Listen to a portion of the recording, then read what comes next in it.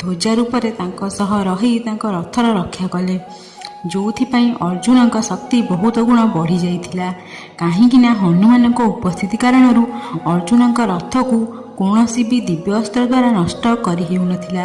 ଏହାଛଡ଼ା ମହାଭାରତରେ ବହୁତ ଜାଗାରେ ହନୁମାନଙ୍କ ଭୂମିକା ଦେଖିବାକୁ ମିଳେ, ଯେଉଁଠି ଥରେ ନିଜେ ହନୁମାନ ଗଦାଧାରୀ ଭୀମଙ୍କ ଅହଙ୍କାରକୁ ନଷ୍ଟ କରିଥିଲେ।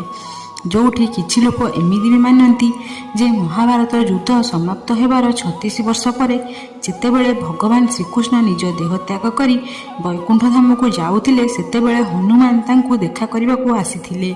କିନ୍ତୁ ବନ୍ଧୁଗଣ, ଏହା ସମ୍ପୂର୍ଣ୍ଣ ଅସତ୍ୟ। ଆପଣଙ୍କୁ କହି ରଖୁଛି ଯେ ହନୁମାନଙ୍କ ପାଖରେ ଭକ୍ତି ଆଉ ସାଧନାର ଶକ୍ତି ଏତେ ଅଧିକ ଥିଲା ଯେ ସେ ସୁଖ ଦୁଃଖ ତଥା ସାଂସାରିକ ମୋହମାୟା ସବୁରୁ ଦୂରରେ ଥିଲେ। ହନୁମାନଙ୍କୁ ଭଲ ଭାବେ ଜଣାଥିଲା ଯେ ଭଗବାନ ଶ୍ରୀକୃଷ୍ଣ ବି ଭଗବାନ ଶ୍ରୀରାମଙ୍କ ଭଳି ଭଗବାନ ଶ୍ରୀହରି ବିଷ୍ଣୁଙ୍କ ଅବତାର।